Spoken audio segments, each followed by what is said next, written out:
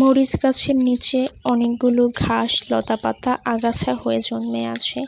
আমার মিস্টার সেগুলোকে পরিষ্কার করে দিচ্ছে, কেননা আপনারা তো জানেন যে এসব অপ্রয়োজনীয় ঘাসপালা, লতাপাতা গাছের মাটি থেকে পুষ্টি সংগ্রহ করে থাকে, যার ফলে মেইন যে গাছটি, সে গাছটি পর্যাপ্ত পরিমাণে পুষ্টি গ্রহণ করতে পারে না, যার জন্য এগুলোকে পরিষ্কার করে দিতে হয়।